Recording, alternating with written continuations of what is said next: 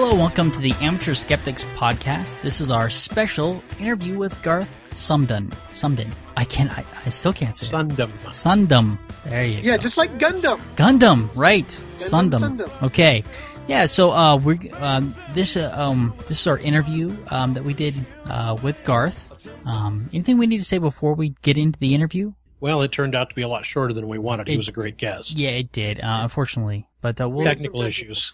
Yeah, so... All right, well, let's go ahead and go on. I'll just mention, I don't know if I got it in with the actual interview or not, but I got to see Garth at the Denver Museum of Nature and Science. He put on a presentation called... What was it called? The Science of the Perfect Life. And so he did just a really great... it was for his book that we'll discuss in here. And... he's just a great presenter. He does a really great job of providing scientific information to people without dumbing it down. What I find so many times that annoys me personally is that I usually seem to have to get my science in 6th grade bites. It's written for 6-year-olds or 6th graders to get them interested in science. But, I'm an old woman interested in science. But I'm not a scientist. So I want it. But you are smarter than a 5th grader. Possibly. But I want it, accessible, but I don't want it to feel dumbed down. And I thought he did a really fabulous job of walking, and a very difficult line, walking that line between making it super accessible to anybody without, and I think it would be accessible to kids too. In fact, there were plenty in the audience, without it feeling dumbed down to someone like me. And, Brian, you read it. Did you kind of get the same kind of feel? Yeah, and I think I'll talk more after the interview about more specifics, but yeah, I liked his approach. Okay. All right, so let's get on to the interview. This is the Amateur Skeptics here today, and we are here with Garth Sundem, and he is the writer of a new book, Brain Trust. He's also the writer of Brain Candy, Geek Logic, and The Geek's Guide to World Domination. Oh, Brian, hold on one second. Okay. Garth Sundem. Sundem. I'm sorry, that's me. My fault. The way you said it sounded like you said Garth something. Although sorry. I like Garth. That'll be my new pronoun. It is a good thing, and Garth is perfect for this podcast because he is just a big geek. Would that be a good description? That is 100% accurate. Accurate, yes.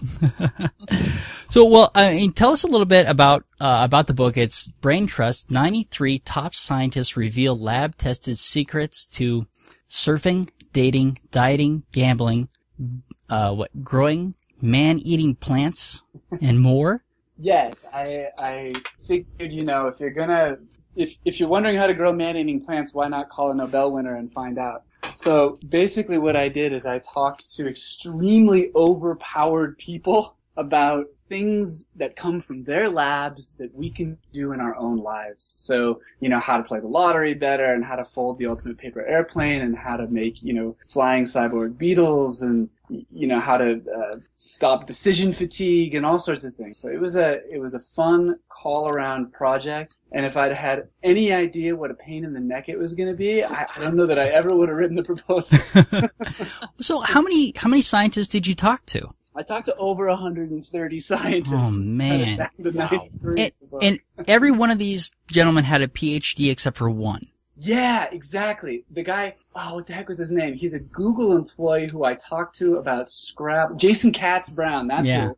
Exactly. Everybody but one had a PhD, so 129 PhDs, and one guy who just happens to have written the world-class Scrabble site Quackle, so I thought it qualified him. Well, so what is that like? I mean, how do you prepare to talk to 130 PhD scientists?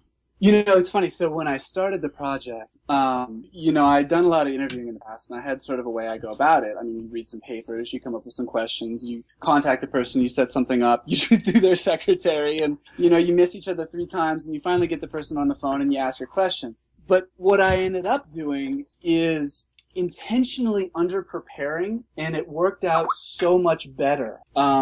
I would always go in with a question that I knew I wanted to ask, but invariably we would spin off into terrain that I never would have asked the person about, and that's what I would end up writing about. Like mathematician Ken Stewart, you should totally Google, he's awesome, telling me about how he's using the principles of rotational mechanics to get his malfunctioning cat to land on its feet. So he's like dropping his cat from progressively higher heights onto a cushion, like back down, and like trying to get his cat to flip itself, which is just totally awesome. Isn't the standard method for fixing that just to tape buttered toast butter side down to all four of the cat's feet? Yeah, exactly. But I think around here, if you tape anything delicious to anything furry, it gets eaten by something else furry. We have 2 labs here, and we've got guinea pigs. So I was thinking about buttering the guinea pig and seeing what happens, but I think I'll wait till my daughter goes to sleep. Add bacon. Make sure you add bacon. Add bacon. But so how many of these things have you actually tried? I mean, I know that you went as far as to eat a bar of soap. Yeah, a lot of these things I have tried. Obviously, I've done some of the practical stuff like building a paper airplane, which the thing is awesome, totally flies. But, on the other side, so I talked to Skip Garibaldi, who is a mathematician at Emory. And I don't know if you guys remember the mathematician, or the physicist, I guess, Garrett Lisi, who a couple years ago came up with that theory of everything inside of this crazy math called E8. Well, anyway, Skip's the guy who disproved him. And so, I call up Skip thinking we're going to have this, big conversation about theories of everything. We ended up talking about the lottery. And what Skip says is that by playing unpopular numbers, you don't decrease your chance of winning. Like if it's random, you can pick any numbers, whatever, and it's not going to, affect your chances of winning or losing. But if you pick unpopular numbers, you can increase your chance of winning alone. And so you don't have to split the pot as often, and you make the expected value of your dollar higher. Mm-hmm. Interesting. If you combine unpopular numbers with lotteries that have a pot in excess of what their ticket sales should predict, so like the pot's a little overbalanced compared to ticket sales, you can actually get a positive expected rate of return on your lottery dollar. So you never want to play the big ones like Powerball and whatever they're called, Mega Millions or whatever, because the ticket sales are always rabid, and your chance of splitting the pot becomes so great that it makes that pot look small. Instead, if you look for a state lottery that has rolled over a couple times without a winner, and the pot remains below I can't remember if it was 40 million was his cutoff, I think, and it had to have rolled over, I think, 4 times before that, then it's a good bet that lottery is actually a good bet. I did read a little bit of the post you put on your website about that. Yeah, it's always fun to write about things that are counterintuitive. Like, before I called Skip, I never ever would have imagined that there was any way the lottery could be anything but complete idiocy. And it's neat to stumble onto these things.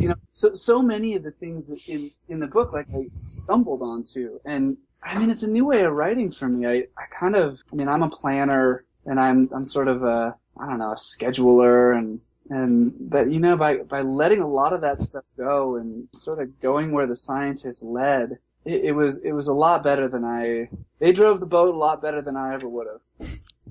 So was it just a matter of once you got them hooked talking that they would just kind of keep going and you could find an interesting nugget in that?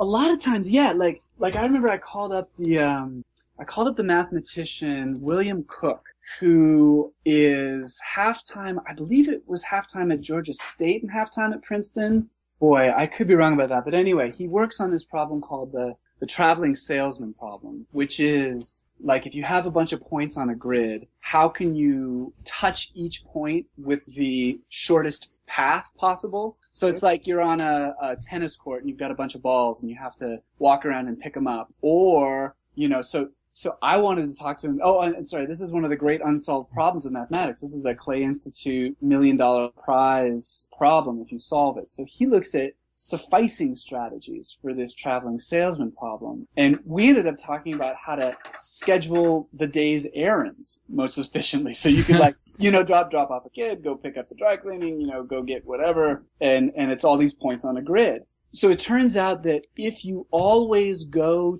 to the closest errand and then, look around and go to the next, the closest one from you there, you'll be within 25% of the optimal tour. And if you then look at the path that you took and uncross it, and that doesn't make any sense until you draw it, I'm sorry, but if you uncross your path, then you'll be within 10% of the optimal tour. So it's like, this crazy abstract mathematical thing that hasn't even been solved. And then it's like, oh, dude, I'm going to do my errands better tomorrow. That's absolutely fantastic. Yeah, I usually end up going, when I've got a bunch of errands, I usually end up taking and making a big circle. Yeah, totally. And I bet anything that circle is very frequently going to the next closest place every time. And if you're making a circle, obviously it's not the top. So, if I don't know, circle, I bet a lot of those paths conform to a circle, but that's just kind of conjecture.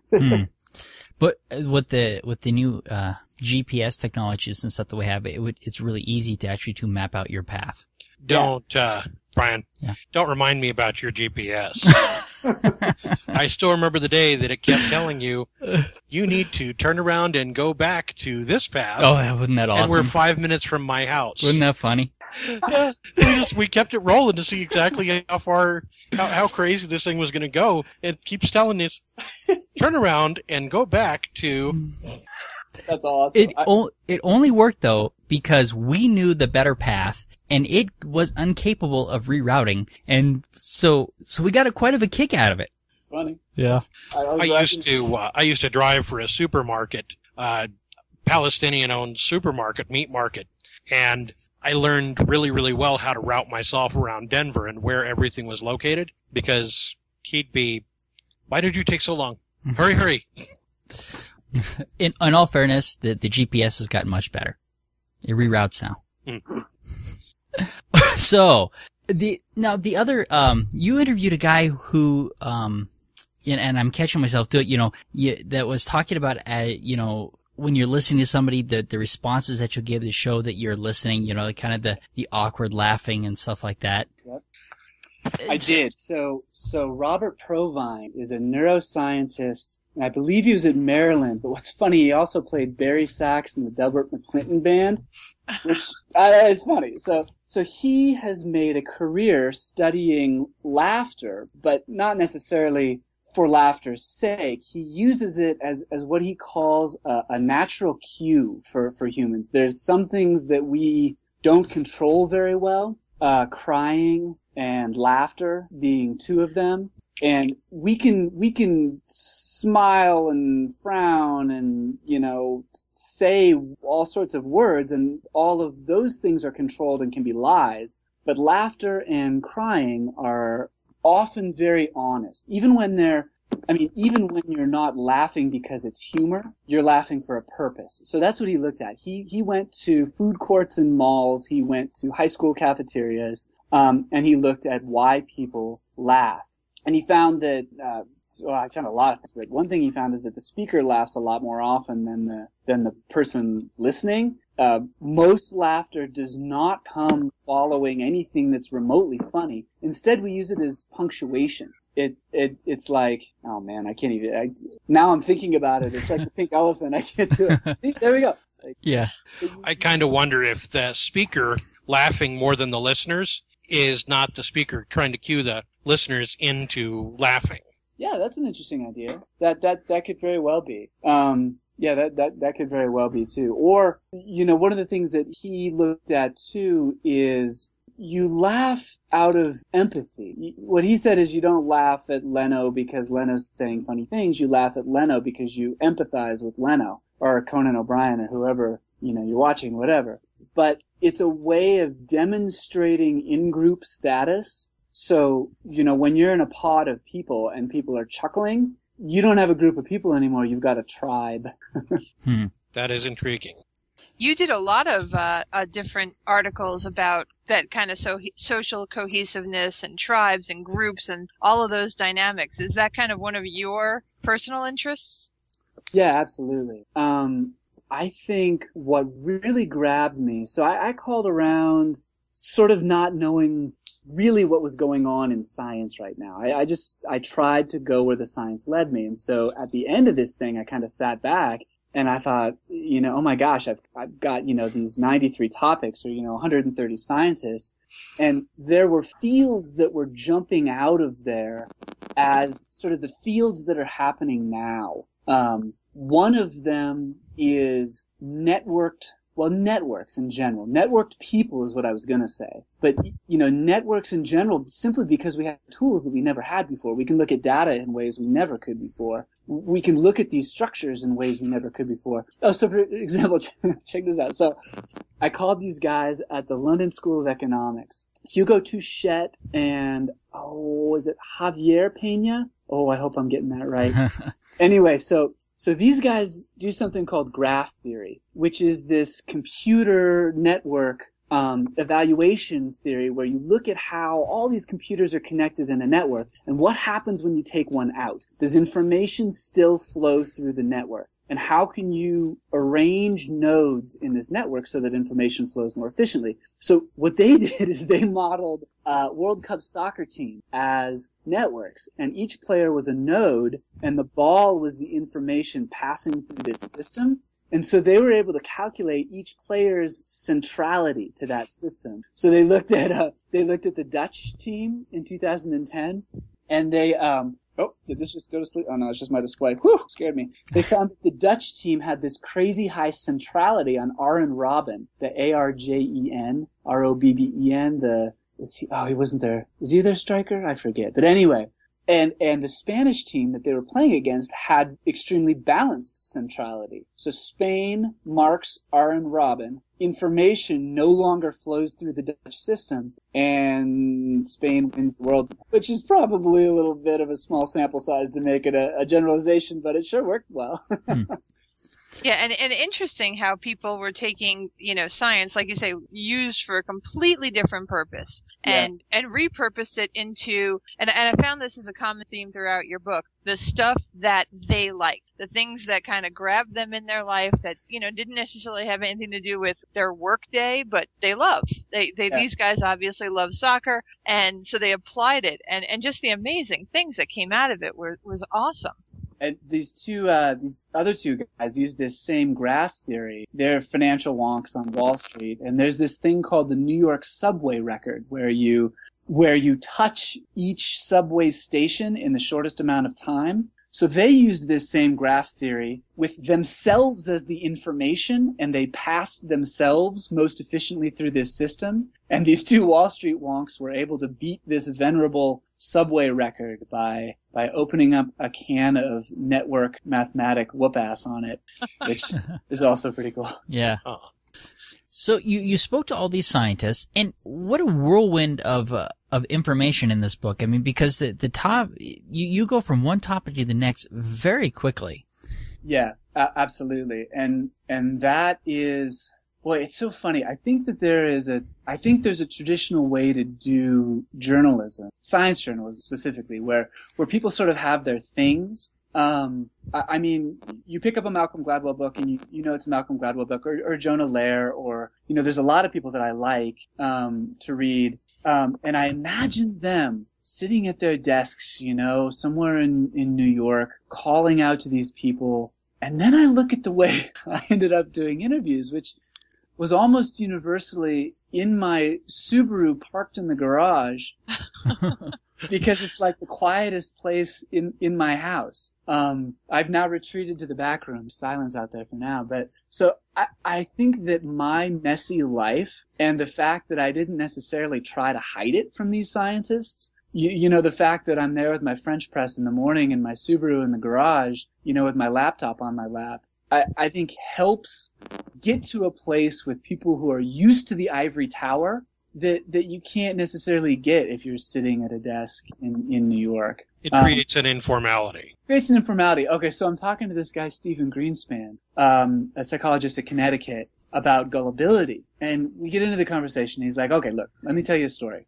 I'm like, okay, good. I'm ready to type at that point because that's when things get good, So he's like, I was on the phone with my mom, and my mom says, your Aunt Ruth just, is selling her engagement ring. Do you want to buy it? And Greenspan says to his mom, no, my girlfriend and I, we're not really ready yet. we're not ready for an engagement ring. And his mom presses, she says, it's really cheap. This is a great deal on this engagement ring. It's sort of a family piece of jewelry. It's a great deal if you want it. And Greenspan says, no, Mom, no, we're not ready yet. His mom says, look, I already bought it for you.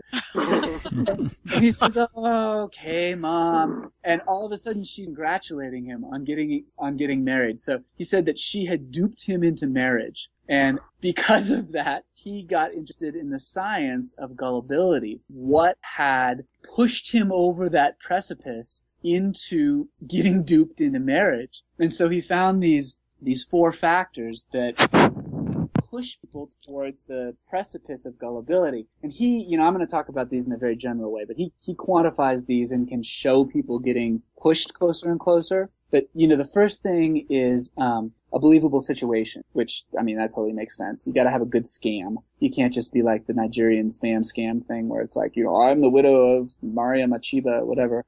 Okay, so you need a good situation. You need affect. You can ratchet up the person. If the dupe has cognition, they can fight it off, and cognition can either be this like fluid intelligence, the ability to think on their feet quickly, or it can be just straight up information. So the dupe can counter with cognition. And then the final factor is personality. So on the phone with his mom, she had a believable scam. She had Aunt Ruth's ring. She ratcheted up the affect, like, buy it now. It's going to go quick. You got to do it now. You can't get off the phone. I need a decision right now. She had personality. He was unusually predisposed to trust his mother. Yeah. And so she pushed him right off the cliff to gullibility.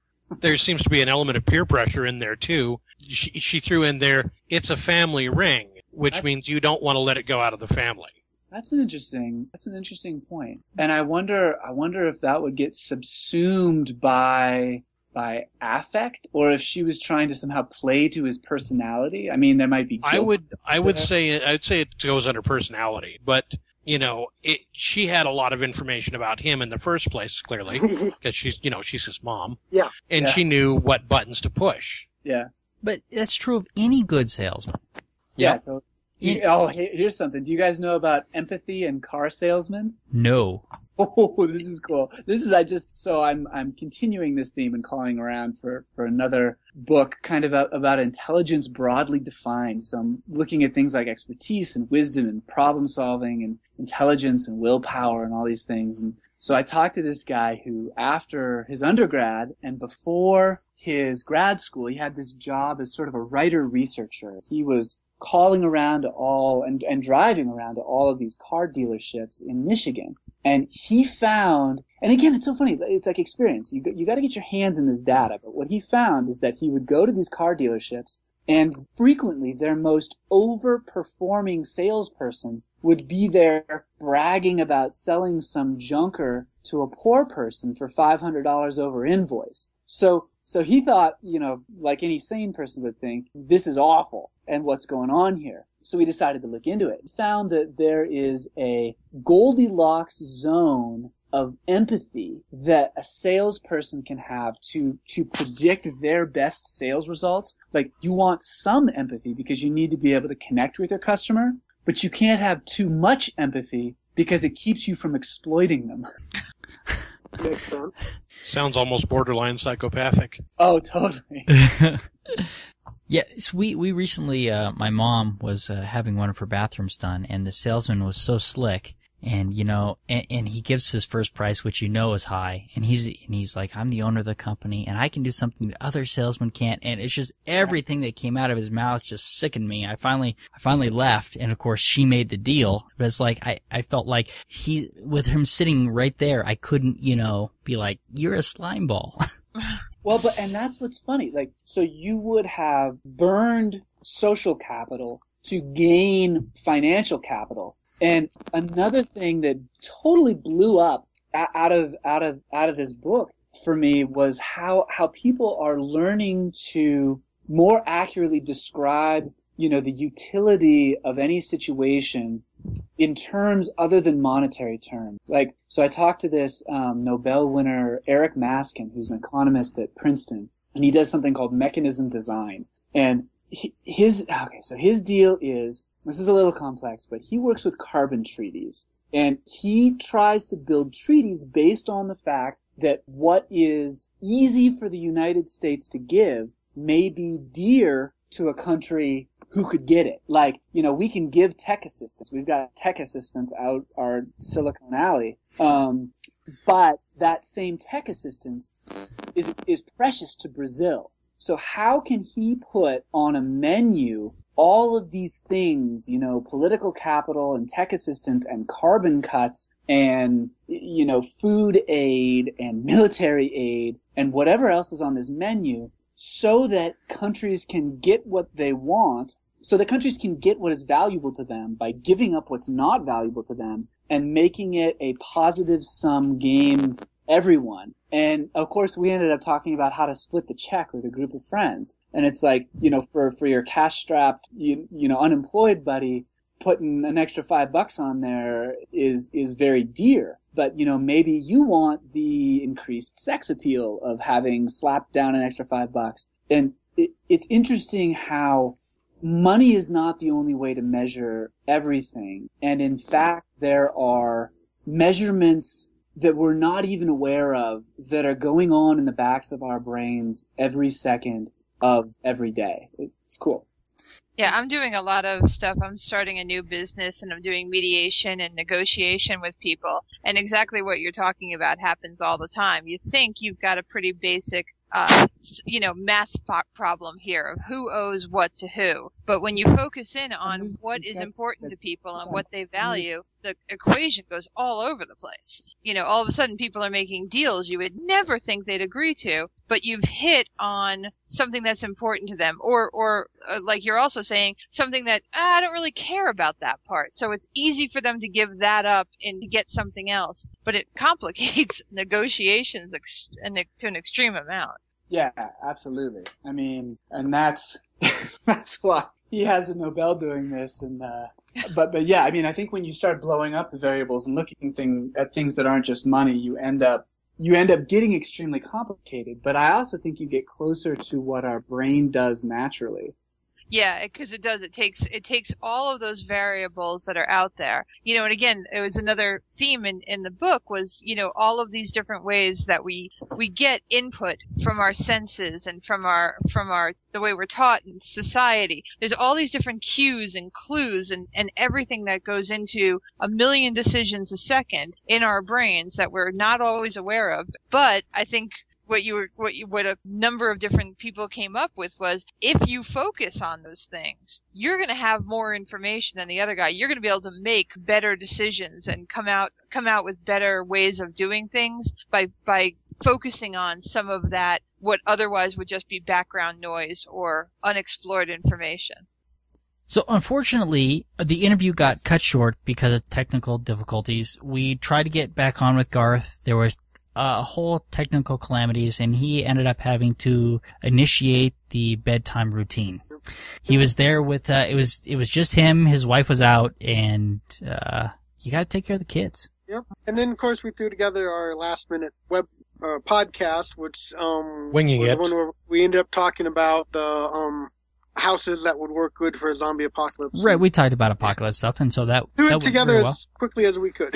Well, I mean, it was, I don't know, I thought that went quite well. Oh yeah, it went well, but it was we can very all last talk moment. about shit. Yeah, so. Oh yeah. Yeah, so, but That's I think that problem. one of the points that I wanted to get to, that he did with this book that I don't know that we thoroughly addressed was he interviews these 93 scientists that he put into the book, and at the end of every one of these, is a helpful tip.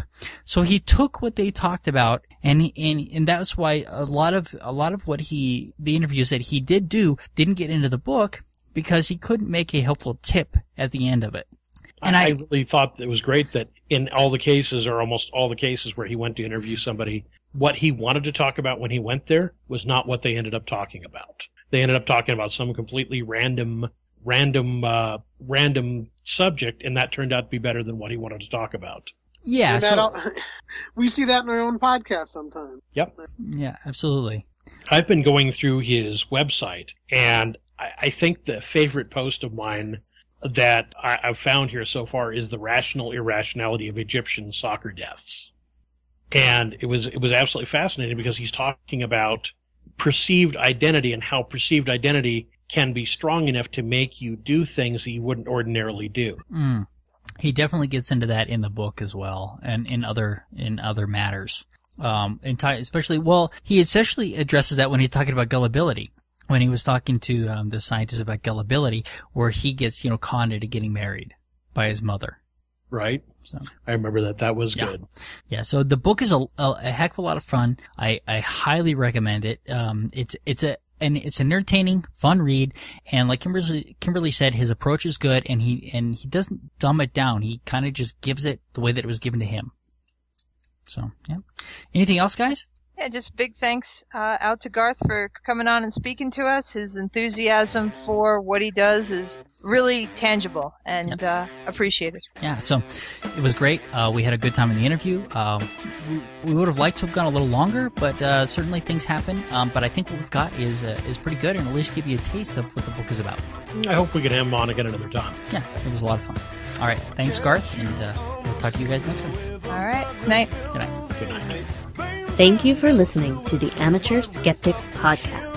For more information about the Amateur Skeptics, go to amateurskeptics.com. To send us feedback, suggestions, or big flaming insults, feel free to contact us at WTF@amateurskeptics.com. Other contact information can be found on our website. You can leave a voicemail for the Amateur Skeptics podcast at 720-295-7785. Music for this podcast was provided by OFM. To find out more about OFM, go to myspace.com/OFMHQ. This podcast is released under a Creative Commons, No Derivatives 3.5 license. Thank you for listening to the Amateur Skeptics podcast. Amateur Skeptics website, Facebook, and podcast album art is provided by and copyright Shadow Knight Digital Portraiture. Larger prints or custom pieces are available upon request.